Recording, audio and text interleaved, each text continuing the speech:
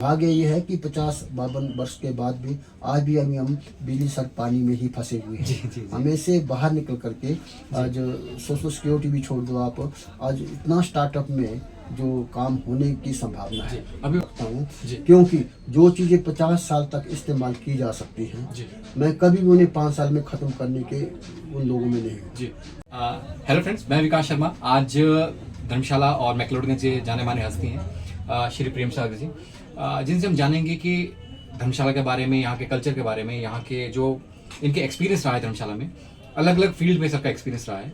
तो आज जो मेन शुरुआत हम कर रहे हैं वो टूरिज्म से कर रहे हैं, क्योंकि टूरिज्म से को बहुत एक लंबे अरसे से सर जुड़े हुए हैं। और सर आज हमको बताएंगे कि ट्रैकिंग जो है वास्तव में है क्या, शुरुआत कैसे हुई, और सर थोड़ा कल्चर के बारे में बताएंगे कैसे क्या, सर थोड़ा बताएं। धन्यवाद विशाल जी, और आपके साथ आपके कैमरामैन अंकुश जी भी आए हैं। आप दोनों का स्वागत है जी। और जिस विषय को आपने छुआ है जी, ये वास्तव में हम सबके एक मतलब का विषय है जी। खास करके यहाँ स्थानीय माहौल को देखते हुए और प्रदेश के माहौल को भी देखते हुए जी। और क्योंकि बात आपने ट्रैकिंग की है जी, तो हमारे लिए ये एक अच्छा उत्सव है कि भी अब इस संदर्भ में कुछ उनकी बातें होने लगी हैं। ट्रैकिंग की जैसे धर्मशाला, कुल्लू मनाली, किन्नौर का क्षेत्र, लेह लद्दाख, जम्मू कश्मीरी क्षेत्र, हिमालयी क्षेत्र में ये रहती है, लेकिन चंबा वैली में बहुत ज़्यादा ट्रैकिंग है। तो जिस एंगल पे आज ट्रैकिंग ने ये सब रूप हासिल किया है, जो रूप हासिल किया है, इसके पीछे एक लंबी दास्तान है। वो इसलिए दास्तान लंबी है कि मुझे लगता है कि 80 के दशक में थोड़ा सा मनाली में इस बात को समझा गया, और हम सब के एक बड़े सम्माननीय व्यक्तित्व हैं मनाली से श्री रूपू नेगी जी।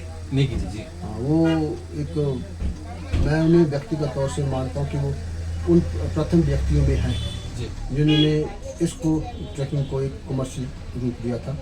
उस कमर्शियल अप्रोच भी की थी, परंतु बहुत ज़्यादा लोगों को उन्होंने अपने एंगल से प्रशिक्षित भी किया था जी। तो उस वक्त तो हमारा छात्र जीवन था, परंतु उनकी जिस तरह की गतिविधियाँ ट्रैकिंग से संबंधित रही हैं जी, तो हम लोगों ने ये पाया जी कि ऐसे एक उपलब्ध सम्माननीय पुरुष को सीखना चाहिए। अब क्योंकि हम लोग स्वयं पहाड़ी क्षेत्र में रहते हैं, धर्मशाला में रहते हैं, धौलाधार के बहुत नज़दीक रहते हैं, और सौभाग्य से हमारा ये नेटिव प्लेस भी है, तो हमें ये महसूस होता कि ये जो चीज़ें हैं जो ट्रैकिंग के बारे में संदर्भ बार बार सुनने को मिलता है, देखने को मिलता है, करने को मिलता है, ये कहीं हमारे भीतर खून में है जी। क्योंकि स्वाभाविक तौर से हम प्राकृतिक प्रेमी हैं, जुड़ना चाहते हैं और हम इससे जुड़ाव तो है ही है, जुड़ाव है उसके। तो हमारा ये भी है कि इस क्षेत्र में रहते हुए हमें कुछ एक दायित्व भी महसूस होते हैं जी। ये क्षेत्र जितना सुंदर है पर्यावरण की दृष्टि से, प्रकृति की दृष्टि से, तो ये उतना ही सुंदर रहना चाहिए। तो ये कैसे रहना चाहिए, इसका आज के संदर्भ में जो बहुत ज़्यादा व्यापारीकरण हुआ है जी, कभी ट्रांसपोर्ट के सेक्टर में, कभी टूरिज्म को नाम लेके, टूरिज्म एक बड़ा विस्तृत विषय है जी। उसमें बहुत ज़्यादा शाखाएं हो सकती हैं। तो क्योंकि आपका एक प्रश्न ट्रैकिंग से संबंधित था, टूरिज्म सर कैसे थोड़ा सा बताएंगे हमारे दर्शकों को कि जो टूरिज्म आप अलग अलग बता रहे हैं वो कैसे है, या जो आप आज से 20 से 30 साल पहले का टूरिज्म और आज का टूरिज्म, उसमें क्या फ़र्क रहा थोड़ा सा? टूरिज्म का बेसिकली तो आधारभूत, जब कभी भी हम इसके पूरे बेसिक रूट्स पे जाएं जी, तो चाहे वो मध्यकालीन भारत का समय रहा हो, आधुनिक भारत का ना हो, कि प्राचीन भारत का समय भी रहा हो, तो आपने देखा कि पहले धार्मिक यात्राओं का आयोजन किया जाता है, बिल्कुल, और लोग लंबे लंबे समय अवधि के लिए यात्राओं पर निकलते थे जी। और उस वक्त आचार व्यवहार में इकट्ठे होकर जाया करते थे, उनका खान पान रहन सहन इकट्ठा हुआ करता था, क्योंकि उसके पीछे एक आस्था का प्रतीक हुआ करता। और आस्था के पीछे सौभाग्य से कोई देवी देवता रहा होगा या भगवान का किसी रूप में मान्यता रही होगी, तो उनके प्रति वो यात्राएँ की जाती थी, और वो बरस में हर मास कालखंड के हिसाब से हुआ करती थी। जैसे कि जनवरी का महीना है, माघ का महीना है, तो पवित्र स्नान का महीना के हरिद्वार में मनाया जाता है, वो अलग है। पहाड़ों में जुलाई अगस्त सितंबर का महीना उस तरह से मनाया जाता है, तो ये चलता रहता है। तो ये कहीं उन्हीं धारणाओं से निकला हुआ एक कॉन्सेप्ट है कि इस तरह की जो यात्राएं हैं हमारे आप 13वीं सदी और 14वीं सदी के यूरोप के इतिहास में जाओगे जी तो वहाँ पर भी कैंटरबरी टेल्स हैं। जी उन टेल्स में भी छोटी छोटी बातें हैं, कहानियाँ हैं, वो सब यात्रा संबंधित हैं। यात्रा के दौरान चलती कहानी एक दूसरे से साझा करने की, उन्हीं से, उन यात्राओं से निकले हुए वृतांत, लोगों में आपस में जो विचार विमर्श की बातें, उससे जैसे कि एक स्वयमेव धारा प्रवाह में चलता हुआ इतिहास निर्मित होता है। जी वो पर्यटन को इस बात का एक बड़ा खूबसूरत आधार माना जा सकता है कि आज जो चीज़ें हम पर्वतों के बारे में मुख्यतः पुरानी सुनते हैं, वो कुछ ऐसी धारणाओं से निकली हुई बातें हैं। जी और जैसे वो पीढ़ी दर पीढ़ी हम तक पहुँचने की किसी रूप में पहुँची, कहानी के रूप में पहुँची, गाथाओं के रूप में पहुँची, तो वो हम इसको एक लेगेसी मान के चले। उस लेगेसी के होते हुए भी अब आज के दौर में जो ट्रैकिंग जो है, जो हम लोगों ने 80s के दशक में रूपनेगी जी के बाद हमने प्रारंभ की, तो मुझे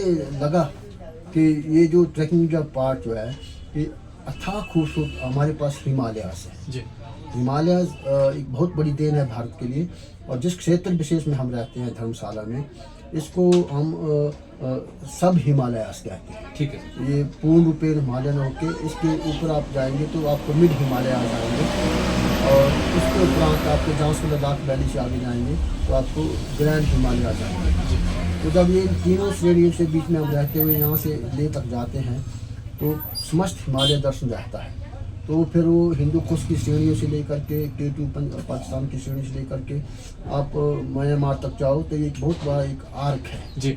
उस पूरी आर्क में ये हिमालयन क्षेत्र जो रहता है, इसकी एक बड़ी खूबसूरती है, कल्चर के लिहाज से, रिलीजन के लिहाज से, प्राकृतिक सुंदरता और संपदा के लिहाज से, अथाह जड़ी बूटियों का इसमें होना और प्राचीनतम ट्राइब्स का होना और परंपराओं का होना, हिमालय इस बात से भरपूर है। जी ट्रैकिंग में ये सब संभावनाएं रहती हैं कि इन चीज़ों को दृष्टिगत रखते हुए इन सब चीज़ों का एक आत्मबोध किया जाए तो ये यात्रा उस प्रकार की शुद्ध हो जाती है। परंतु इस सब के पीछे एक व्यवस्था है जिसको आधुनिक युग में हम ट्रैकिंग कहते हैं। ट्रैकिंग का कॉन्सेप्ट बहुत लोगों का भी बहुत क्लियर नहीं है। इनिशियल लेवल पे ये इसका जो सीधा संबंध होता है वो किसी भी क्षेत्र विशेष की ऊंचाई से होता है। जी। अब हमारी ह्यूमन जो बॉडी है उसका एक अपना एक दायरा होता है। जैसे मानिए कि आप दिल्ली से धर्मशाला की ओर चलते हैं। जी।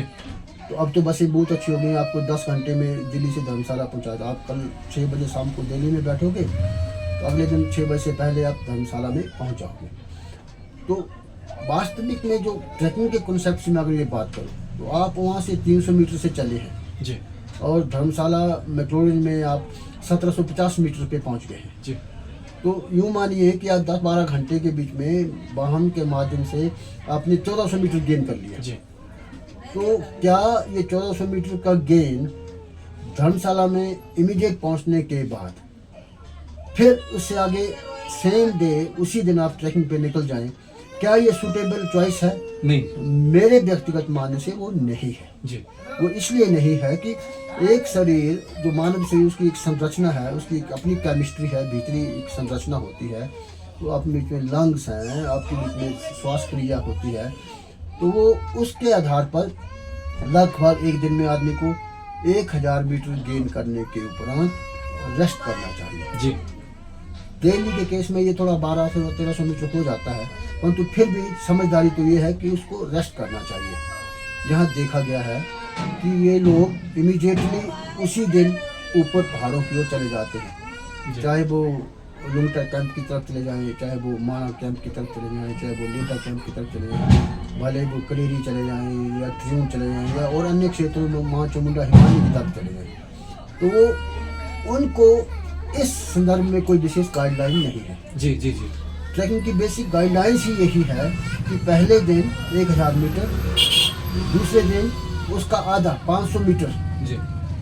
तीसरे दिन फिर आपकी शरीर 1000 मीटर के लिए तैयार हो जाता है। ये बेसिक क्राइटेरिया है। जी। इससे क्या होगा, अगर आप इस संदर्भ के ऊपर अपना ट्रैक करते हैं तो उसमें एक चांसेस ऑफ सक्सेस बहुत ज़्यादा रहते हैं। जी। मैं आपको एग्जाम्पलीफाई करता हूँ। जैसे अभी हम इस वक्त मैक्लोडगंज क्षेत्र में बैठे हैं। जी।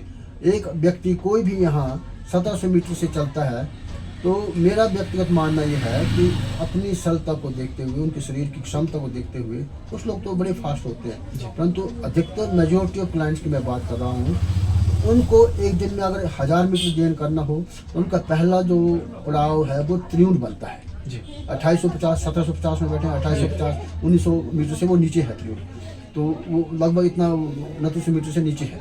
तो आप उस तरह से ये करेंगे तो उसको ठहराव माना जाएगा। तो आप त्रिउंड का जो 2950 मीटर के करीब जो इनकी जो हाइट है वो एक सूटेबल हाइट बनती है फर्स्ट डे हाइक के लिए Dharamshala towards the mountains, not only for Triund, towards the mountains.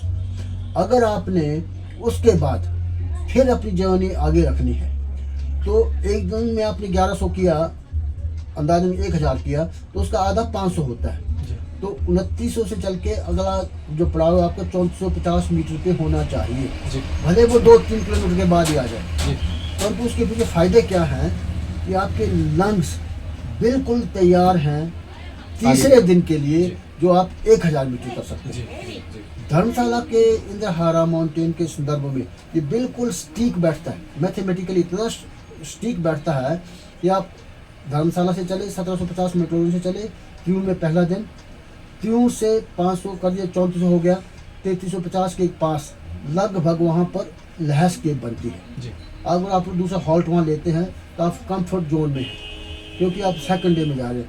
Third day आप इंद्रहारा पास को टॉप पे जाना चाहेंगे, क्रॉस करना चाहेंगे, तो उसकी अपनी जो हाइट है वो 4350 मीटर, 4320 मीटर है। तो आप 3350 से चलेंगे तो आप फिर 950 के करीब वहाँ पर बैठेंगे, तो 1000 मीटर के वो करीब आप उस गेन को आराम से कर लेते हैं। अगर आप इस व्यवस्था के तहत जाओगे, अधिकतर 4 या 5-6 आदमी से ऊपर होना नहीं चाहिए, जो कि कंफर्ट जोन में होता है। बड़े ग्रुप्स के लिए बड़ी टीम्स का अरेंजमेंट किया जाता है, परंतु अगर 4 लोग भी हैं तो अगर इस व्यवस्था में जाएंगे तो ये लगभग निश्चित है कि वो चारों के चारों इस क्राइटेरिया में टॉप ऑफ इंद्रहारा करके वापस सुरक्षित आ जाएंगे। तो सर आने का भी उतरने का कैसे उतरने का है, उतरने का वैसे रहता है, उतरने का नहीं है, उतरने का ऑल्टीट्यूड का तो नहीं होता। उतरने में क्या होता है कि जनरली हमारा एक मनोविज्ञान है कि पहाड़ों में चढ़ाई होती है, ऑक्सीजन की कमी होती है, एयर पतली होती है, लंग्स स्ट्रॉन्ग होने के लिए हवा डीप लेनी पड़ती है, परंतु बहुत कम लोग जानते हैं कि पहाड़ों में चढ़ने के बाद उतरना बहुत मुश्किल है। उतरना कहीं ज़्यादा जटिल है, क्योंकि शरीर का जो सेंटर ऑफ ग्रेविटी जो है वो ऊपर से नीचे कहीं शिफ्ट करती है, तो उसका टांगों के ऊपर ज़्यादा जोर रहता है। बिल्कुल। तो उसके ऊपर आपको विशेष रूप से सावधान होना होगा, एंकल ट्रेस्ट ना हो। तो इसीलिए तो वॉकिंग स्टिक्स जो है, वॉकिंग स्टिक्स माउंटेन्स में इसलिए हाईली रिकमेंडेड होती हैं। उसका एज से कुछ लेना देना नहीं है, उसका आयु से नहीं है, वो आपकी जीवन में आपकी टांगों को, आपके शरीर को एक एक्स्ट्रा सुरक्षा देने के लिए की जाती हैं, आपकी एनर्जी को डाइवर्सिफाई करने के लिए और आपको सुरक्षित पहुंचाने में बहुत मदद करती हैं। क्योंकि कई बार आप लंबा जंप नहीं कर सकते, तो वहाँ आप स्टिक लगा करके नीचे आराम से उतर सकते हैं। वॉकिंग स्टिक्स इसलिए बहुत लोगों को रिकमेंडेड रहती हैं, और जो लोग शुरू से ही इसकी आदत रखते हैं वो उसमें कहीं भी कोई इंसल्ट की बात नहीं है, वो एक जनरल नॉलेज की बात है और जानते हैं कि वो ट्रैकिंग के कॉन्सेप्ट को अच्छा समझते हैं। तो इस तरह से जो इंद्रहारा वाला जो पास जो मैंने अभी एग्जाम्पलीफाई किया, ये 3 to 4 डेज ट्रैक है। अब उसी ट्रैक को आप 3 डेज में करना चाहेंगे, करने वाले करते हैं, ये नहीं कि वो उसको कोई रिस्ट्रिक्शन नहीं है, परंतु उसमें आपका रेट ऑफ सक्सेस है वो 65% रहता है। अगर आप 10 आदमी नेचर को एंजॉय भी नहीं करते, वो एंजॉय इसलिए नहीं कर पाएंगे क्योंकि बेसिकली जो ट्रैकिंग का जो ऑर्गेनाइजेशन एजेंसीज हैं या जो जिस तरह से ऑर्गेनाइज होता है, पहले तो कहीं भी ट्रैक को स्टार्ट करने से पहले on the day of arrival उसके साथ एक स्पेसिफिक मीटिंग होनी चाहिए, उस पूरा टूर प्लान डिस्कस होना चाहिए, उसकी सुविधाएं और उसकी कठिनाइयाँ पूर्ण रूप में साफ साफ दिखाई देनी चाहिए कि यहाँ पर इस तरह का माहौल है, इस तरह का टेम्परेचर है। अब आज की डेट में नवंबर में तो बहुत ठंड है, आप नॉर्मली अप्रैल के बाद ट्रैकिंग करते हैं, मई जून जुलाई में जो लोग आपके जड़ी बूटी के शौकीन हैं, जी। जो फ्लावर्स के शौकीन हैं, तो फ्लावर्स और जड़ी बूटियों के जो पेड़ पौधे हैं वो जुलाई अगस्त में ही बड़े होते हैं, जी। उसमें फ्लावरिंग आई होती है। तो that is the only time to recognise all the plants. Herbal plants की रिकॉग्निशन हो ही इस महीने में, जुलाई अगस्त सितंबर, इसलिए ही रखा गया है। इसलिए जुलाई अगस्त सितंबर में भी जो हर्बल टूर्स होते हैं वो कंटिन्यूस चलते हैं, जी। और जो जानकार जो इच्छुक व्यक्ति हैं उनको इसके लिए लिया जा सकता है। जी। परंतु मैं बात कर रहा था कि उन दिनों में जुलाई अगस्त तक तो अभी आप नाइट टेम्परेचर कितना होगा, 10 डिग्री होता है, जी। 12 डिग्री होता है। आज नवंबर में वही टेम्परेचर माइनस को टच कर गया है। जी बिल्कुल।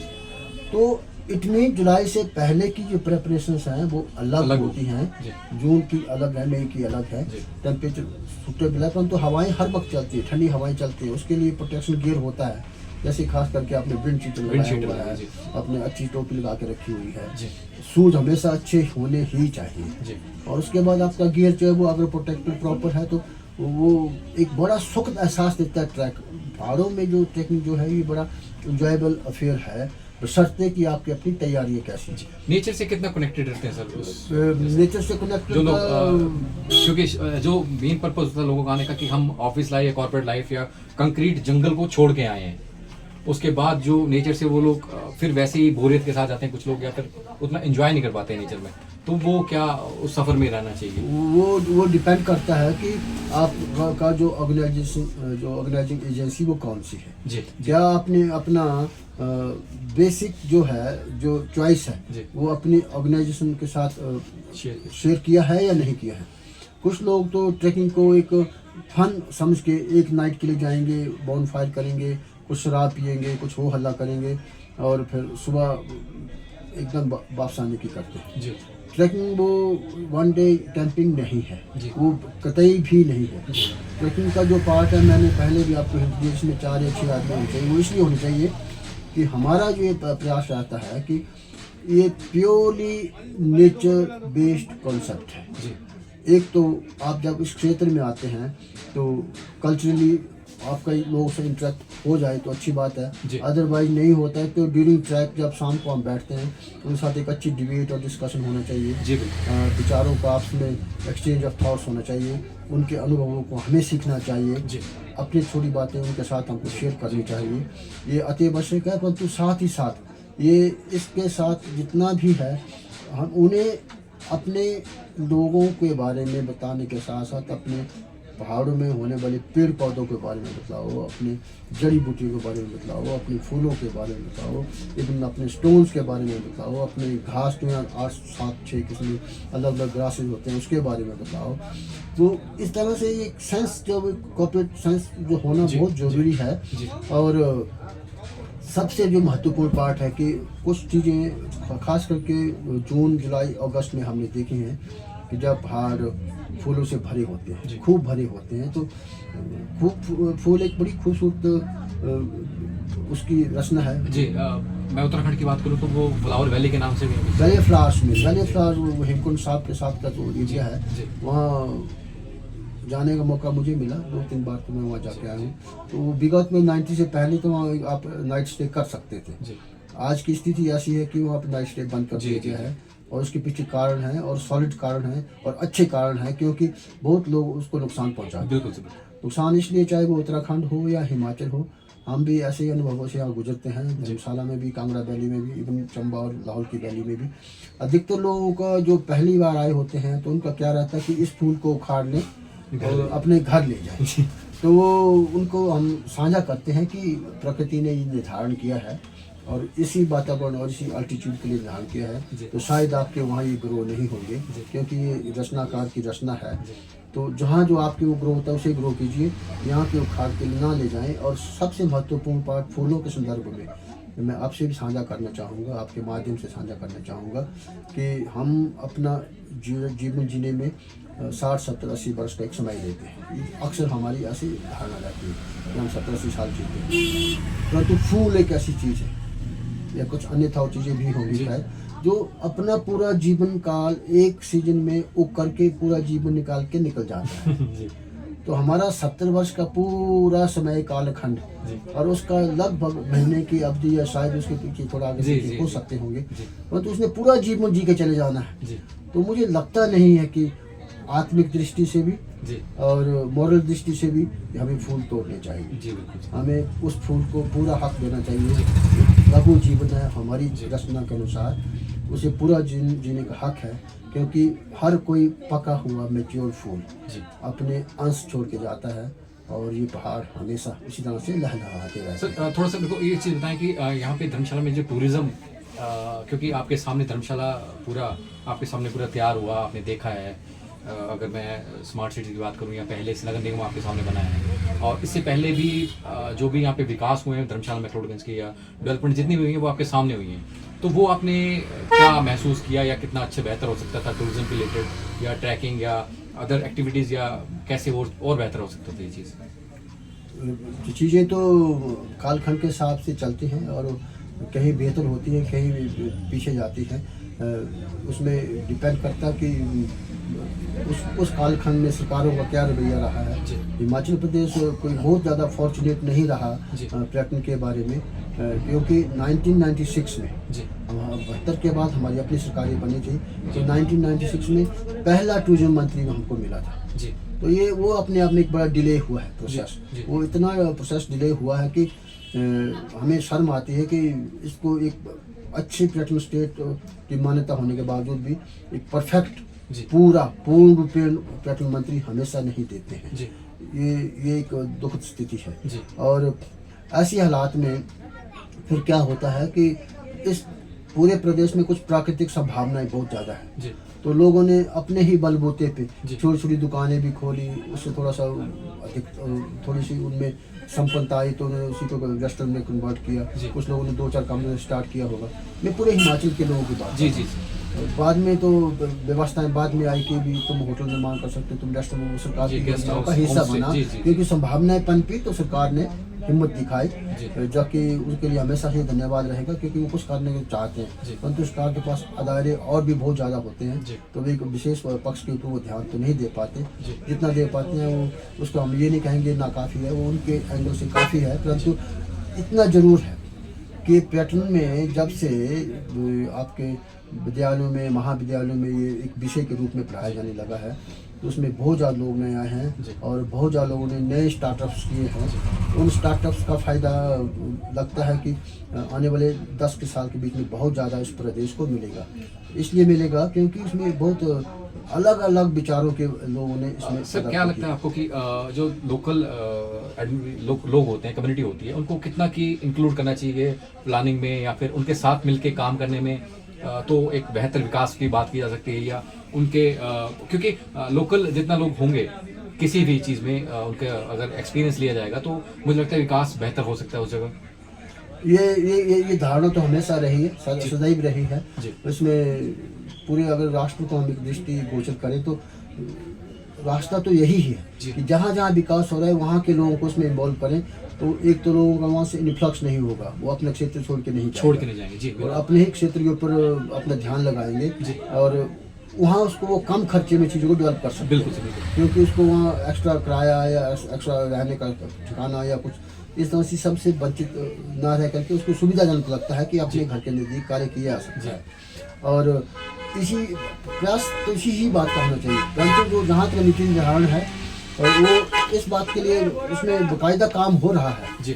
काफ़ी लोग आते हैं, कुछ रिसर्च स्कॉलर्स आते हैं, उन चीज़ों पर काम कर रहे हैं, एक डेटा कलेक्शन होता है और वो इम्प्लीमेंटेशन लेवल पे उसका एक समय लगता है, मुझे लगता है। सर वो डेटा क्या किताबों में रह जाता है या फिर सरकारी आंकड़ों में रह जाता है वो चीज़? अक्सर वो हम डिस्कशन में हम तो ऐसा मानते हैं कि भाई किताबों में रह जाता है, परंतु क्योंकि एक लंबी योजना का हिस्सा होता है, यहाँ से जाएंगे फिर वो डेटा सबमिट होंगे, वो चीफ सेक्रेटरी के माध्यम से सरकार के बिहार से वो केंद्र सरकार में जाएंगे, वहाँ पर उसके ऊपर फिर पुनर्विचार होगा, मंथन होगा, फिर वो जाके 3 या 5 साल में किसी एक पॉलिसी का उसका एक पार्ट, इसका पूरा ना होकर के एक पार्ट उसका एक हिस्सा बनाया जाता है, क्योंकि उनके पास एक बजट की कॉन्स्टेंट्स रहते हैं। तो क्या लगता है सर, मतलब अभी मुझे पानी की जरूरत है, आप कह रहे हैं कि कल पानी मिलेगा, सरकार उस हिसाब से काम करेगी, तो जरूरत आज है आपको मिलेगी कल, तो वो एक चीज़ रहेगी। वो कई बार वो फायदेमंद इसलिए होता है क्योंकि जितनी स्केर्सिटी होगी, जितनी आवश्यकता होगी, जी। उतने अधिक आविष्कार वही होते हैं।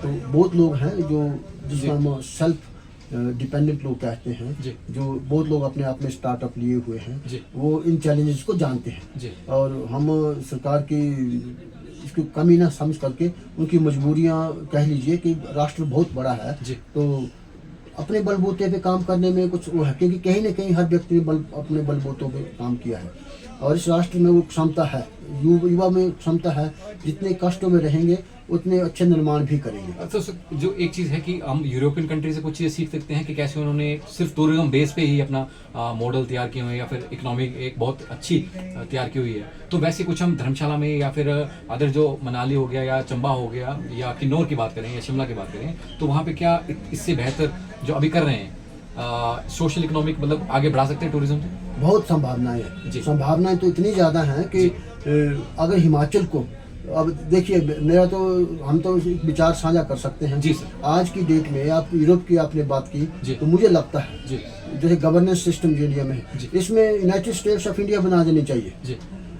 चंद एक महत्वपूर्ण इशू जैसे डिफेंस हो गया, जी। कुछ पैसे का मसला हो गया, जी। कुछ और महत्वपूर्ण दायरे होते होंगे, वो केंद्र सरकार अपने पास रखे। जी। हर स्टेट को लिबर्टी दे जी।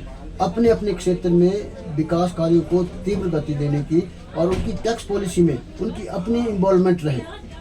टैक्स सिस्टम पूरे का पूरा केंद्र के द्वारा नियंत्रित नहीं होना चाहिए। जी। जैसे रिपोर्ट्स हैं कि जीएसटी काफ़ी ज़्यादा हुआ भारत जी। में, जी। तो हिमाचल को अपना हिस्सा भी नहीं मिला। जी। तो ये ऐसे चीज़ें कई बार दुर्भाग्यवश लगती है। जी।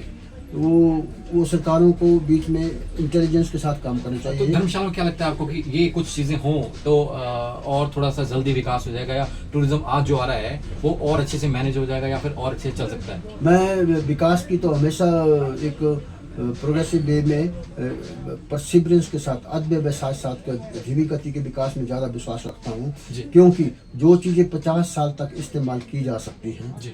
मैं कभी भी उन्हें 5 साल में ख़त्म करने के उन लोगों में नहीं हूँ। जी। हम चाहते हैं 50 साल तक चले, ताकि हमारे से आगे वाली जनरेशन भी देखे, जी। और उसका जो गतिशीलता में जो एक अध्यवसाय की तरफ परसिवरेंस के साथ, सब्र के साथ जो कार्य होता जी। है, उसमें सौंदर्य बहुत होता है। जी। तो हमको इसके सौंदर्यकरण के ऊपर, हर एस्पेक्ट के ऊपर सौंदर्य को ध्यान में रखना चाहिए। यहाँ की एथिक्स जो है उसको ध्यान में रखना चाहिए, यहाँ का जो व्यवहार है उसको ध्यान में रखना चाहिए। जल्दबाजी में चीज़ें खराब होती हैं, जी। और वो इसके पीछे क्या कारण होता है कि क्यों चीज़ें जल्दबाजी में की जाती हैं। कई बार जो एजेंसी जिन्होंने ये नोडल एजेंसी जिन्होंने काम करना होता है, जी। उनके उसमें अपने फाइनेंशियल इंटरेस्ट होते हैं। जी।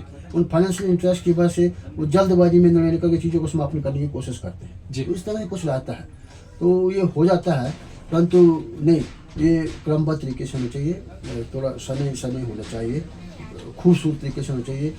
एक चीज़ के ऊपर में हमें बार बार पैसा ना खर्चना पड़े, जी, जी, उस जी। नज़रिए के साथ होना चाहिए कि जी। एक बार चीज़ बन गई तो वो 20, 25, 30, 40 साल टिकनी चाहिए, जी। ताकि और नई चीज़ें ईजाद की जा जी। सकें, जहाँ तक धर्मशाला की क्षमता का हिसाब। सर आपने अभी ये बहुत बड़ी बात की कि एक ही चीज़ के ऊपर बार बार पैसा नहीं खर्चना चाहिए। तो मैं कहना चाहूँगा, जो सड़कों पे हम देखते हैं कि थोड़े दिनों फिर से नालियाँ या खड्डे, आज सीवरेज के लिए, आज पानी के लिए, एक दिन तारों के लिए, तो वो क्या प्लानिंग में कमी रहती है या फिर उन्हें थोड़े टाइम बाद याद आता है? उसमें प्लानिंग में कमी इसलिए रहती है क्योंकि अलग अलग अदारे के लिए धन अलग अलग कालखंड में आता जी। है, वो समग्र रूप में नहीं आता। जी। जैसे अब जियो लाइन का आ गया तो उनका आ गया, जी। उससे पहले नेशनल हाईवे के आ गया। जी। जब नेशनल हाईवे का फंड होता है उसमें जियो का फंड नहीं होता, जी। तो ये आपस में इनका एक कोलैबोरेशन शायद प्रॉपर नहीं हो पाता, या जी। कुछ धारणाएं ऐसी हैं कि बड़े प्रोजेक्ट के लिए बड़ा पैसा चाहिए होता जी। है, एनएस के लिए ज़्यादा पैसा चाहिए होता जी। है, जियो की लाइन के लिए बड़ा पैसा चाहिए होता है, परंतु बीच में कई बार छोटी नाली बनानी तो वो म्यूनिसिपैलिटी लेवल पे आ जाता है। जी। तो आपस में एक प्रॉपर कोऑर्डिनेशन की कमी है। कोऑर्डिनेशन ना होना के कारण, या जिसमें हम कई बार कहते हैं कि प्लानिंग में भी एक वन विंडो सर्विस होनी चाहिए। जी। जैसे लोगों को सुविधा बनाने के लिए एक वन विंडो सर्विस का राग अलाप आ जाता है, जी। डेवलपमेंट के लिए भी एक वन विंडो सर्विस हो, डिप्टी मिनिस्टर साहब हैं या कोई एक ऐसा अदारा तैयार किया जाए जिसमें 4-5 महत्वपूर्ण डिपार्टमेंट्स को क्लब इन करके जी एक मुश्त एक मीटिंग में इस फैसले किए जाएं ताकि इसको बड़ी गति दी जा सके और एक व्यवस्थित महसूस हो। हमें भी ये महसूस हो कि जो इतने उपले स्तर पे जो इतने बड़े उच्च अधिकारी हैं, जो शिक्षित हैं, प्रशिक्षित हैं, जानकार हैं, सबसे अच्छी सैलरी पैकेज भी उनको मिलते हैं जी सर, बिल्कुल। उसके बाद भी वो अपना बेस्ट ना दे पाए तो कहीं ना कहीं उन्हें भी तो भीतर में महसूस होता जवाबदेही है जी। होगा कि हम एक तो नहीं कर पा रहे हैं, क्यों उस कोऑर्डिनेशन नहीं है। तो वहाँ तो ऊपर सिक्योरिटी लेवल पे है या उन लोगों को ये देखना चाहिए, क्योंकि अल्टीमेटली मुल्क के विकास के लिए तो वो सब लोग हम कलेक्टिव तरीके से आंसर देते हैं। धर्मशाला की बात करूं मैं तो यहाँ पे एक आज से 20 से 30 साल पहले एक रिटायरमेंट वाले लोग यहाँ पे ज़्यादा थे। अब जो हैं वो युवा लोग ज़्यादा आ रहे हैं यहाँ पे। तो क्या अब आप देखते हैं उस चीज़ के बारे में थोड़ा सा? एक एरिया का अपना अपना एक पोटेंशियल होता है। 72 में आपने देखा होगा जब हिमाचल प्रदेश अपने रुतबे पे आया था तो उस वक्त हमको कॉलेज चाहिए थे, कोर्स चाहिए थे, हॉस्पिटल्स चाहिए थे, वो बेसिक इंफ्रास्ट्रक्चर का पार्ट था जी। इससे संबंधित जो लोग जुड़े, जिसमें डॉक्टर्स आए, इंजीनियर्स आए, साइंटिस्ट आए या यूँ कहें प्रोफेसर्स आए, वकील लोग आए, तो उसने शहर को सुसज्जित किया जी। वो ठीक है, उस वक्त की जरूरत थी और प्रदेश उभर रहा था, जिला भी उभर रहा था, धर्मशाला भी उभर रहा था, ये सब ठीक था। परंतु अब एक लंबी अवधि हो चुकी है, 51-52 ईयर्स हिमाचल ही के हो गए जब से हमने अपना हिमाचल बनाया है। 50 साल की अवधि के बाद अब जो 50 साल पहले करीब 72 में आया होगा, वो उनके बच्चे हैं, वो बाहर पढ़े होंगे या वो वापस आ रहे हैं या वो इसको डेकोरेट करना चाहते हैं, तो एक व्यवस्था का हिस्सा है।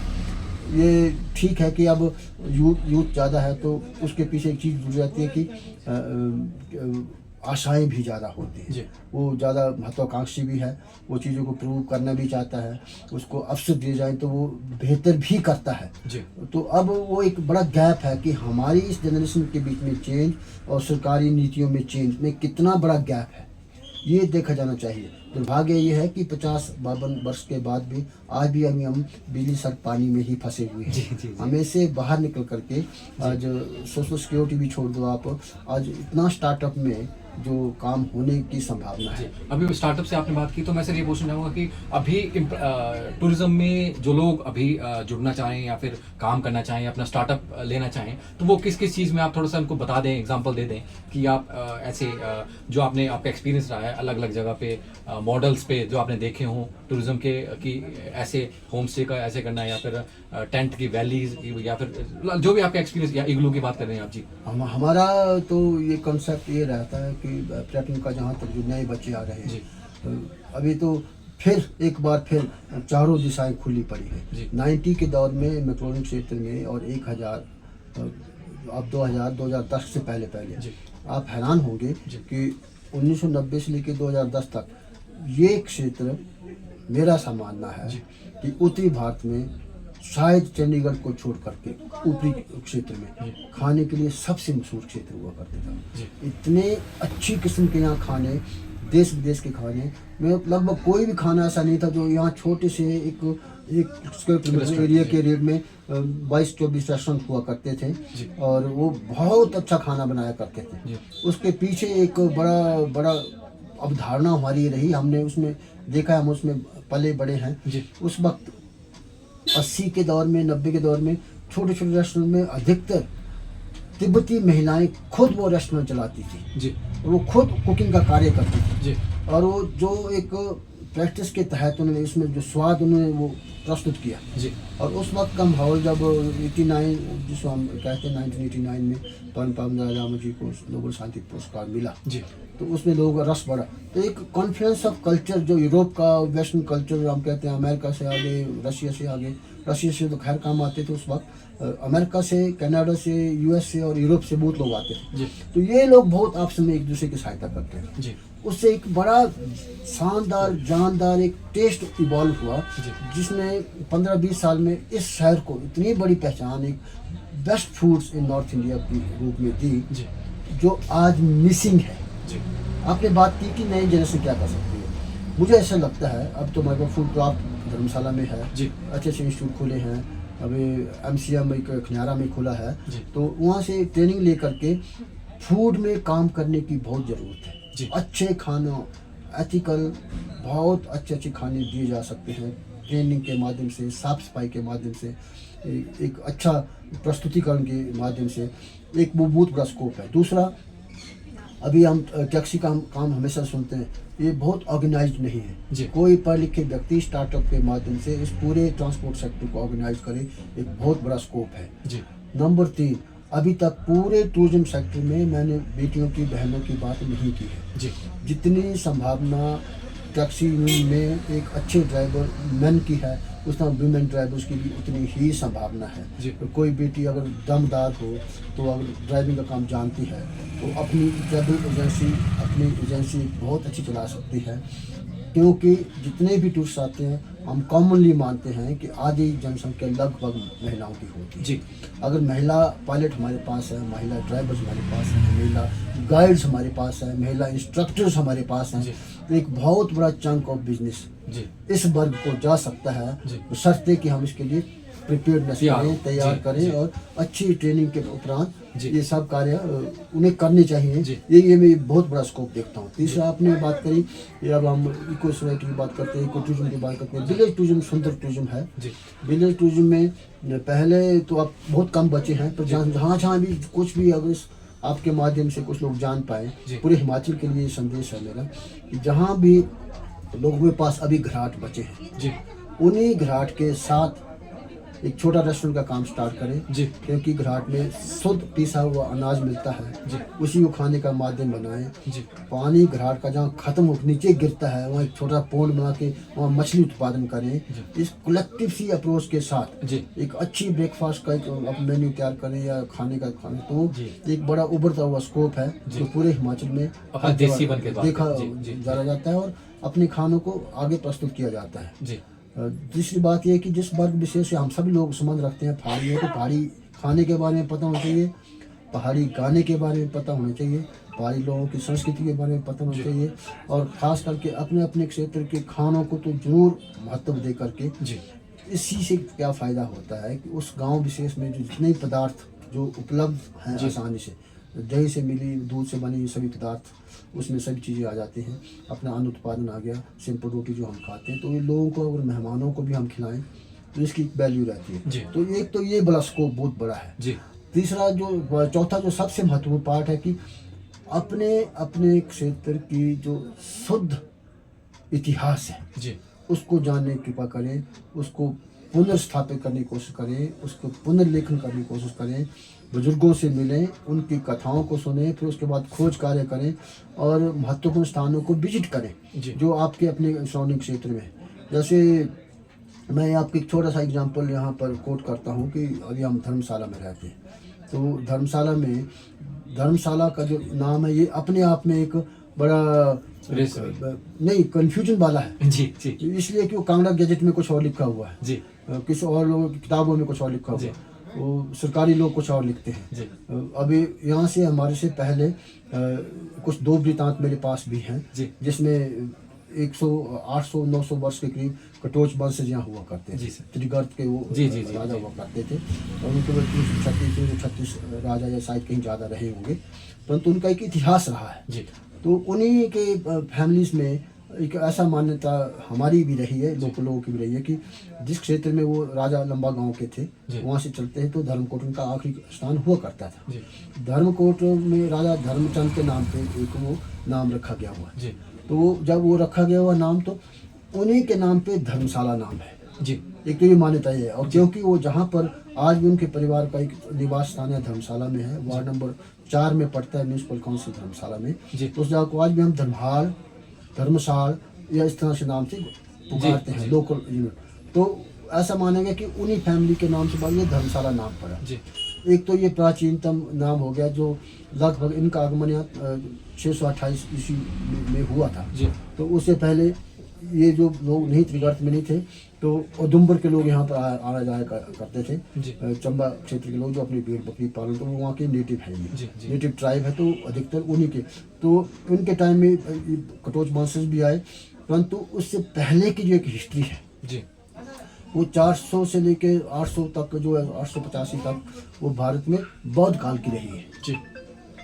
और ये क्षेत्र भी अनछुआ नहीं रहा, जी ये क्षेत्र भी अनछुआ नहीं रहा। जी तो इस क्षेत्र में अब एक खोज निकली है कि आप चैतलुक क्षेत्र को जानते हैं। जी अब चैतलुक क्षेत्र में हमारे कॉमन लोग उसको भीमटेला कहते जी। हैं। जब वहाँ खुदाई हुई तो वहाँ बुद्धिस्ट रेलिक्स मिले, जी सर। तो वो एक बुद्धिस्ट साइट है। जी तो वो संभवतः 3वीं 4वीं 6वीं सदी में रही होगी, जी क्योंकि इसी से संबंधित खनियारा में जी कुछ स्टोन इंस्क्रिप्शंस हमारे पास पड़ी हैं। जी।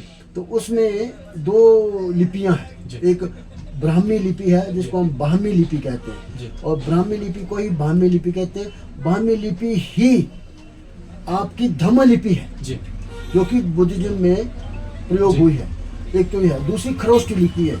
अब ब्राह्मी और खरोष्टी की लिपि के आप इतिहास में जाओगे भारत जी। में, तो इस क्षेत्र में जो हिमालय का जो हमारा अब पश्चिम में पाकिस्तान वाला एक क्षेत्र पड़ता है, जी। पाकिस्तान अफगानिस्तान क्षेत्र, वहाँ खरोष्टी का ज़्यादा इस्तेमाल हुआ है। जी हमारे इस क्षेत्र में वहाँ के लिहाज से ये हमारा पूर्वी वाला क्षेत्र आ गया। जी। तो यहाँ पर ब्राह्मी, ब्राह्मी या धम्म लिपि, इसका उपयोग ज़्यादा हुआ है। ये तीनों एक ही लिपि के नाम है। तो इट मीन्स ये बुद्धिज्म के टाइम की लिपियाँ हैं। जी। तो इट मीन्स बुद्धिस्ट लोग यहाँ रहे हैं। जी 4th 6th 6th। और आप लेटेस्ट हमारा एक जानकारी में आया है, क्योंकि हम इसको खोज कर रहे हैं, कार्य भी कर रहे हैं, तो आप हैरान होंगे कि इसी से धर्मशाला का पुराना नाम जो है वो धर्मशिला है। जी। अब आपके लिए बहुत हैरानी वाली बात होगी जी। कि धर्मशिला और धर्मशाला बहुत क्लोज मिलते हैं आपस में। जी। राजा धर्मचंद कटोच जी का एक वर्षन हो सकता है जी। कि जब वो कालखंड के हिसाब से चीज़ें बदलती हैं वो हुई है, परंतु धर्मशिला और धर्मशाला बहुत क्लोज है। तो अभी कुछ इतिहासकारों के माध्यम से और कुछ किताबों के माध्यम से हमें पता लगा कि इस क्षेत्र का प्राचीनतम नाम धर्मशिला था। जी। और जब धर्मशिला और धर्मशाला मानते हैं तो खनियारा के स्टोन जो हैं इस बात का प्रमाण है कि बुद्धिस्ट वहाँ रहे हैं। तो एक बिहार रहा है। जी। और उसके बाद आप पटियार में चले जाओ, फिर इस तरह के शिलालेख पटियार में भी पाए गए जी हैं। सर, जी। और वो फिर उसी लैंग्वेज, इसी लिपि में है। जी। तो इतनी उनका वो विस्तार वहाँ तक था। जी। और अति महत्वपूर्ण जो 4th एडिशन मैंने अभी की, जी। जो खोजबीन के बाद पता कि अब हमारा एक जो टंग से उपयोग क्षेत्र है उसका नाम निर्वाणा है। जी। अब निर्वाणा बोलते हैं, निर्वाणा बोलते हैं। निर्वाणा शब्द ही बुद्धिज्म का शब्द है। जी। इट मीन्स वहाँ कुछ संत क्लास कुछ लोग रहे होंगे, सत्व बोधि सत्व टाइप के लोग रहे होंगे, उन्हें ध्यान ज्ञान किया होगा।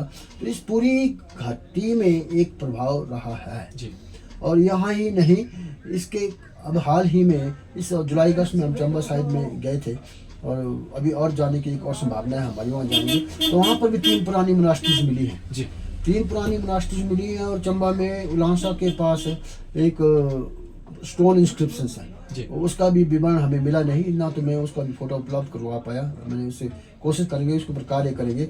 अगर ये सब चीज़ें सिद्ध होती हैं कि वहाँ खरोष्टी में है या बामी लैंग्वेज में है, जो लिपि में है, तो फिर बुद्धिज्म का इम्पैक्ट 428 628 से पहले था। जी। जी। तो ये हिमालय क्षेत्र, क्योंकि वैसे बूझा बुद्धिस्ट रहा है, तो धर्मशाला उससे कितना जुड़ा हुआ रहा है, ये एक नया वृतांत देखने में आया। बिल्कुल सर, बिल्कुल। अगर इस तरह की फैक्ट्स हमारे पास हैं, जी। तो ये संभवतः एक अच्छे टूरिज्म की तरफ अग्रसर होने का संकेत है। मैं वही अभी बात करना चाह रहा हूँ कि अभी धर्मशाला में या मैक्लोडगंज में अलग अलग कल्चर्स के लोग हैं, जैसे 3-4 कल्चर हैं यहाँ पे, तो वो कितना टूरिज्म को और ज़्यादा निखार सकते हैं, या कैसे वो मिल के काम कर सकते हैं, या कैसे वो और बढ़िया कर सकते हैं यहाँ मैक्लोडगंज के। उसमें तो मुझे लगता है व्यक्तिगत तौर से निखार हो ही रहा है। जी। वो इसलिए हो रहा है कि मैं जो जिस दशक की मैंने 90 और 2010 के बीच की बात करी, जी। तो उसमें आप हैरान होंगे कि एक मल्टी फंक्शनल कल्चर यहाँ डेवलप हो रहा था। जैसे खाने जो थे, आपको लगभग हर मुल्क का खाना यहाँ मिल जाता था। कोरिया का खाना मिल जाता था, फ्रांस का खाना मिल जाता था, उनकी इजराइल का खाना मिल जाता था। कॉन्टिनेंटल खाना तो शुरू से ही यहाँ मिलता रहता है। जी। बाकी आपको अब तो पंजाबी खाने तो हिमाचल में वैसे ही कॉमन है। कांगड़ी धाम आप तो आने लग पड़ी है। तिब्बतन खाना अपने आप में बहुत लाजीज खाने होते हैं इनके भी। तो एक ये तो सीखने का था, परंतु उसके साथ ही साथ यहाँ इतने NGOs काम करते हैं जी। जो इंटरनेशनल लेवल पे काम करते हैं। जी। जैसे उसमें से एक इंडो तिब्बतन फ्रेंडशिप एसोसिएशन है। जी। वो एक, क्योंकि तिब्बतन के साथ है तो उसके एक अंतर्राष्ट्रीय स्वरूप बनता है। जी। तो उसके बीच में बहुत इंटरेक्टिव सेशन होते हैं कि तिब्बत की समस्याओं को जानना, जिन बारे में बातचीत करना, जी। ये सब रहता है। जी।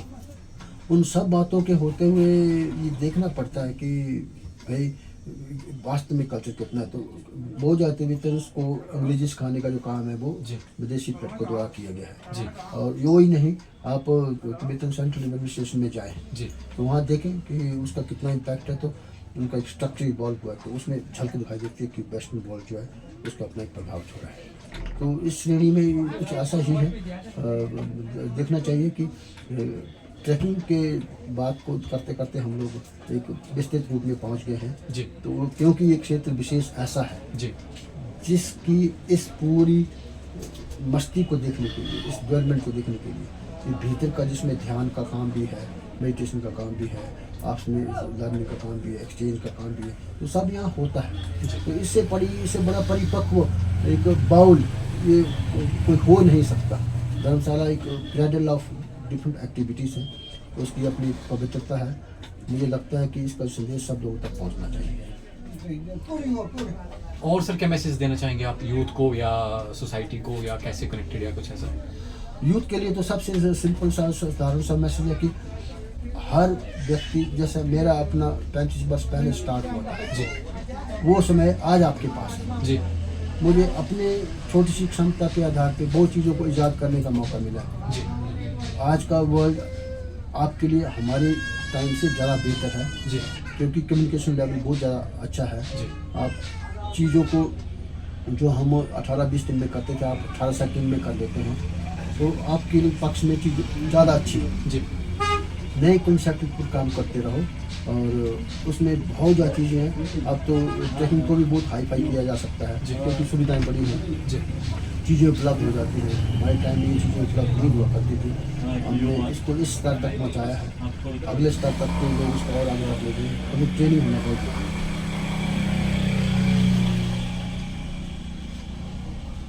है। तो सर आपका जो एक्सपीरियंस रहा है, और कोई आपसे जुड़ना चाहे, आपसे ट्रैकिंग के बारे में, टूरिज्म के बारे में बात करना चाहे, या यहाँ धर्मशाला में आपसे कांटेक्ट करना चाहे, तो वो कैसे कर सकते हैं सर? एक तो मैं यहाँ हमेशा उपलब्ध रहता हूँ जी। हफ्ते में 5 दिन तो मैं यहाँ बैठता ही हूँ। जी। और जहाँ तक मिलना चाहे या कॉन्सेप्ट के बारे में डिस्कस करना चाहे, अब हमारा जो असली कालखंड जो स्टार्ट हुआ है, जी। जैसे हम अब 60 ईयर्स ओल्ड नाउ, जी। और हम इस बात को भली भांति जानते हैं, और हर ट्रैकर जानता है कि it's a time to give back to the society. जी। तो इसमें कोई भी बेटा हो, बेटी हो, स्टार्टअप वाले हों, जो सर्च और रिसर्च स्कॉलर्स हों, जी। इवन हिस्टोरियंस हों, डॉक्यूमेंट्री बनाने वाले लोग हों, जी। ये कभी भी आके संपर्क कर सकते हैं। जी। और मैं व्यक्तिगत तौर से, ये मेरा शौक़ है जी। कि ये जो चीज़ें हमने थोड़ी बहुत जो सीखी हैं, जी। इन्हें नेक्स्ट जनरेशन तक जी। किसी न किसी माध्यम से पहुंचाया जाए। जी। और कोई इच्छुक व्यक्ति हो तो उनका तो स्वागत है, हमेशा स्वागत ही है। और हम अपने आप को एक अच्छा महसूस करेंगे अगर कोई इस तरह के लोग आते हैं। तो ऐसा आपने कभी बताया हो किसी ने, और किसी के बहुत थोड़ा सा लाइफ ट्रांसफॉर्म हुआ, या कुछ बहुत ज़रूरी आपने कुछ बताया और तो थोड़ा सा परिवर्तन आया हो, ऐसा कुछ कभी? ट्रांसफॉर्मेशन ऑफ लाइफ, तो इसको कोई किस्सा, कोई ऐसा कुछ जो आपके ज्ञान या आपके एक्सपीरियंस थे, उसका थोड़ा सा नहीं, उसमें एक रहता है हर व्यक्ति का। और 3 दशक तक आप काम करते हैं तो आपके संपर्क में बहुत ज़्यादा लोग आते हैं, बहुत ही ज़्यादा लोग आते हैं। पहले तो मेरे अपने ट्रैकिंग कारोबार से संबंधित लोग ही जी। तो मेरे पास लगभग मैंने 32 लोगों के साथ काम किया है, जी। जो मेरे लिए, मेरी एजेंसी के लिए as my staff, as my family members मेरे साथ काम करते हैं। जी। उसमें से आधे से अधिक लोग तो ट्रैवल एजेंट जी कन्वर्ट हुए या ट्रैकिंग एजेंसी में चले गए। जी। तो मैं सौभाग्यशाली समझता हूँ कि उन्होंने इस अपने आप को इस योग्य समझा कि इस कार्य को वो आगे बढ़ा सकते हैं। जी। एक तो उनके माध्यम से ये कार्य बढ़ रहा है। जी। परंतु फिर भी क्योंकि हमारे बीच में और नए वालों के बीच में हमेशा एक एज गैप रहता है। तो कुछ चीज़ें होती है वो हमारी मनसा के मुताबिक हो रही होती है, कुछ चीज़ें हमारी मनसा के मुताबिक नहीं हो रही होती। तो मनसा के मुताबिक होने का अर्थ ये है कि चीज़ें पहले से बेहतर होनी चाहिए। जी। फिर वो जो नया बेटा करे, नई बेटी करे, या पिछले 30-32 लोगों में से कोई भी करे, परंतु उसको बेहतरी की तरफ लेके जाए। तो हमारा इसी में ये एक चेक एंड बैलेंस की गेम रहती है कि आने वाली जो ट्रैकिंग है वो सुसज्जित हो, सुशोभित लगे, अर्थपूर्ण लगे, और वो उनके पास जो इनपुट हो हमसे कहीं ज़्यादा हो, उनको नॉलेज ट्रांसफ़र करने का यही एक फ़ायदा रहेगा कि जो उनके पास ऑलरेडी एक एग्जिस्टिंग नॉलेज है उस हमारे में से बीच में से समाहित करके लोगों को जो आने वाले जो फ्यूचर हमारे कभी भी क्लाइंट्स रहेंगे, कस्टमर्स रहेंगे, आने वाले जो उत्साह से भरे हुए लोग रहेंगे, उनको एक बेहतर टूरिज्म, बेहतर ट्रैकिंग हम दे पाएँ, ये हमारा प्रयास रहता है। और इस संदर्भ में कोई भी ऐसी कोई मनसा रखता है कि बातचीत करके वार्तालाप की जाए। आपको सर एक चीज़ और कहना चाहूँगा कि आपको साइट सिलेक्शन का बहुत अच्छे से एक्सपीरियंस है। आपको अगर मैं होम स्टे की बात करूँ, कैसा बनाना है, या फिर किसी ने टेंट कैसा लगाना है, या होटल कैसा बनाना है, और डिमांडिंग है या कुछ है, या फिर नेचर के कनेक्टेड है, या उस वातावरण के हिसाब से अनुकूल है या नहीं है, तो वो भी आपकी सेवाएं ले सकते हैं। तो वो भी सर अपना थोड़ा सा बताएं। हाँ, उसमें मैं हमेशा उपलब्ध रहूँ। कंसल्टेंसी में तो मैं काफ़ी समय से हूँ, पिछले लगभग 10 वर्षों से कंसल्टेंसी में हूँ ही हूँ जी। ये मेरा हमेशा रहता कि जो व्यक्ति अप्रोच करेगा डेफिनेटली लोकेशन बड़ी महत्वपूर्ण होती है जी। और जहाँ कहीं भी कोई नए स्टार्टअप वाले हों और वो किसी भी रिमोट क्षेत्र में रहते हो, हिमाचल के किसी भी रिमोट चंबा या कांगड़ा में विशेष करके अगर रिमोट क्षेत्र में कहीं रहते हैं, उन्हें लगता है कि पर्यटन की संभावना वहाँ कम है, तो वो लोग सबसे सौभाग्यशाली हैं जिनके पास घर के नज़दीक कहीं पानी है। वो एक अति आवश्यक इंग्रीडिएंट रहता है। और कहीं लोगों के पास अपनी अगर खेती योग्य भूमि है तो रूरल टूरिज्म की तो ये बहुत बड़ी संभावनाएं रूरल टूरिज्म में रहेंगी। पानी जीवन देता है, जीवनदायी, उससे चीज़ें हरी भरी होती हैं, उससे उत्साह रहता है, उससे कई चीज़ें ऐसी हैं जो जैसे निद्रा का आना, मेडिटेटिव टेक्निक्स ऐसी हैं जो पानी से जुड़ी हुई है, पानी की पानी से जुड़ी हैं, कल स्वर से जुड़ी हैं। तो जरूरी नहीं है कि हर आदमी ट्रैकिंग भी करवाए, वो ध्यान के केंद्र खोल सकता है। योग की बहुत बड़ी संभावनाएं हैं आज के इस जो पूरी आपाधापी की जो दुनिया हमारे समक्ष है उसमें ये ज़्यादातर देखा गया है कि लोगों का स्ट्रेस लेवल बहुत बड़ा है। स्ट्रेस लेवल इसलिए बड़ा है कि चैलेंजेस ऑफ लाइफ आज के दौर में अलग से है। वो क्यों अलग से हैं? क्योंकि अभी डिजिटल युग है और चीज़ों के जो भी आपके सुपीरियर बॉसेस होंगे या कंपनी होगी वो आपसे तुरंत रिजल्ट चाहते हैं, इमीडिएट रिजल्ट चाहते हैं, क्योंकि अप्रोच बहुत फास्ट हो गई है, कम्युनिकेशन लेवल बहुत फास्ट हो गया। तो वो बहुत बड़े जो सक्सेसफुल बिजनेसमैन है वो चीज़ों में गैप्स नहीं चाहते। तो इंस्टेंट रिप्लाई के लिए जो लोग इसके बीच में कार्यरत रहते हैं, जो एग्जीक्यूटिव्स में कार्य कर रहे हैं, उनको एक स्ट्रेस लेवल बड़ा अजीब सा होता है। वो एक बहुत बड़ा पोटेंशियल है हम जैसे लोगों के लिए जो इस कार्य क्षेत्र में संलग्नित हैं, जो कार्य कर रहे हैं, वो ध्यान के केंद्र बहुत अच्छे खोल सकते हैं। उनका और भी बहुत अच्छी टेक्निक्स हैं। अभी हाल ही में मुझे कुछ ग्रुप्स के साथ काम करने का मौका मिला, जो हर वर्ष में 1-2 बार मिलता रहता है। तो हमारे लोग ट्रैकिंग में भी जाएंगे, वो ध्यान भी करते हैं। आप हैरान होंगे कि नया था तो उसमें से एक बड़ा ग्रुप था 20 में से, उसमें 15 लोग हमेशा हर तीसरे दिन मसाज के लिए जाया करते थे, मालिश के लिए जाते थे।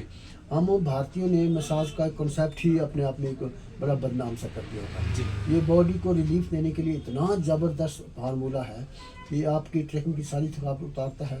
आपके पूरे शरीर को आयुर्वेदिक तरीके से अगर मसाज किया जाए, उसके अच्छे तेलों का इस्तेमाल किया जाए, तो एक शरीर के एक हष्टपुष्ट शरीर के बनने में बहुत ज़्यादा संभावना रहती है। मेरी तो सभी लोगों से व्यक्तिगत प्रार्थना भी है कि जो लोग भी कार्य करते हैं, जो अफोर्ड कर सकते हैं, उन्हें कम से कम साल में 1 या 2 बार मसाज जरूर करवाना चाहिए, क्योंकि उसके शरीर की जितनी भी शिराएँ हैं, धमनियाँ हैं, वो करेक्ट अपनी पोजीशन पे आती हैं और आपका एक हष्टपुष्ट शरीर होता है।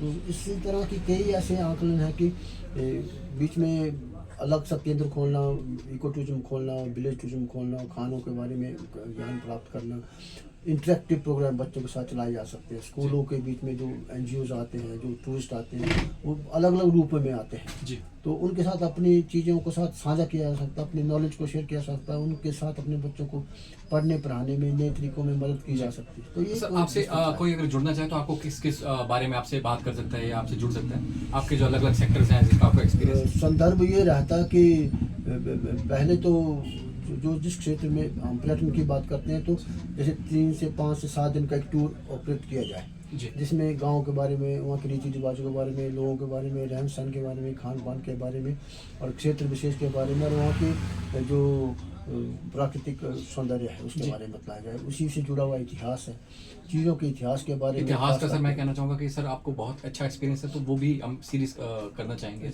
इतिहास सीरीज करना एक अच्छा लाजमी रहेगा, इसलिए रहेगा क्योंकि बहुत ज़्यादा जो बच्चे हैं वो अपने विद्या के स्ट्रेस की वजह से जी। अपने विषय विशेष में तो वो अच्छा एक सोच रखते हैं, जी। परंतु दुर्भाग्य से उनके ये इतिहास को जानने का बहुत ज़्यादा मौका मिल नहीं पाता। अगर ये इनके नॉलेज के साथ इन चीज़ों को अपडेट करके इसमें समाहित किया जाए तो हम एक अच्छा नागरिक उत्पन्न करने में एक रहेंगे, संभावना बन जाती है कि अगर इससे और कोई सर। उसके बाद जो तीसरा जो हमारे जितने भी हैं हेरिटेज प्रॉपर्टी के ऊपर बड़ा काम हुआ है धर्मशाला में।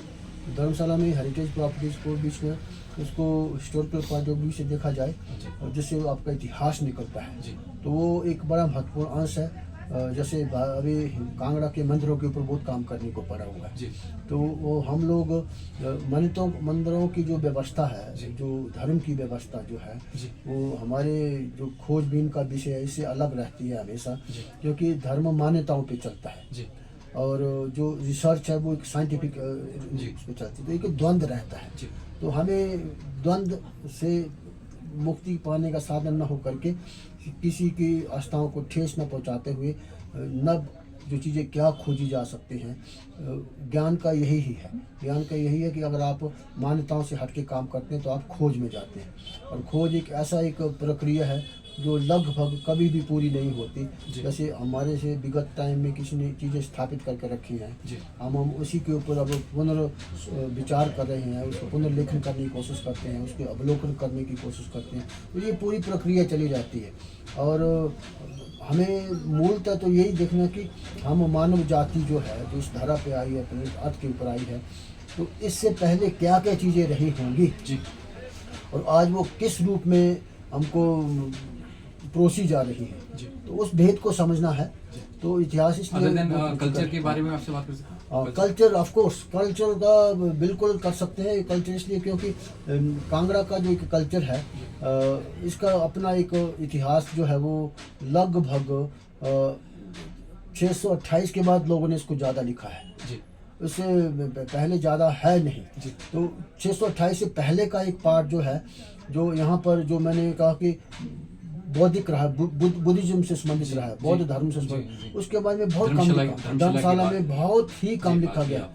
तो ये आवश्यक है और इस पूरी कड़ी में अगर हम आप गंभीरता के साथ जाएं तो इतने ज़्यादा डाउट्स रेज होते हैं कि आधे से अधिक मंदिर तो मुझे लगता है कि बौद्ध मंदिर है, तो वो फिर एक बड़ा संकोच का विषय हो जाता है, लोगों को निराश करने वाला विषय होता है। परंतु खोजी व्यक्ति को इस भय नहीं होना चाहिए, हमें तथ्यों के ऊपर आधारित जाना है और एक जीवन है, वो उसके जीवन के तथ्यों को समझने के लिए हम धारा पे आए हैं।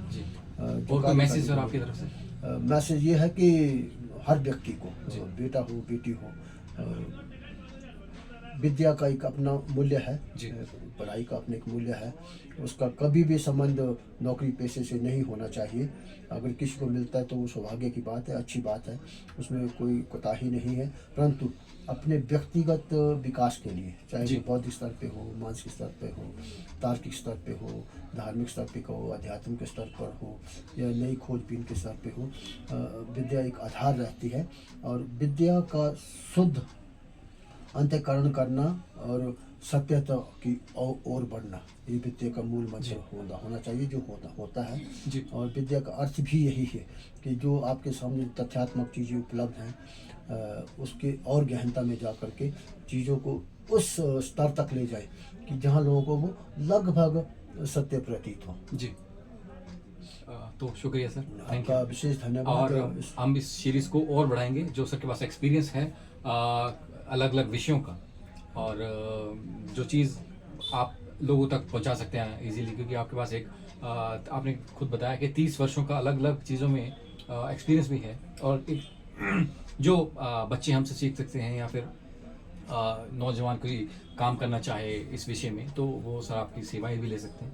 आपका हमेशा स्वागत हाँ है जी। और इसी उम्मीद में कि हम दोबारा फिर मिलेंगे। जी और जो कोई भी इस संदर्भ में कोई बातचीत करना चाहे तो आपके जी। माध्यम से ये संदेश है, जी वो निसंकोच होकर निर्भीक जी। होकर के जी। खुले मैं सर रूप का से आएं। कांटेक्ट डिटेल और बाकी जो एड्रेस है सर का, वो सारी चीज़ें मैं डिस्क्रिप्शन बॉक्स में डाल दूंगा, और सर के आप कांटेक्ट कर सकते हैं, पर्सनली सर से बात कर सकते हैं। सर का जो नाम है वो प्रेम सागर है, सर बात भी वैसी ही है, सर का व्यवहार भी वैसा ही है, और मैंने भी अपनी लाइफ में पर्सनली बहुत कुछ सीखा है सर से। तो थैंक यू। विशेष धन्यवाद।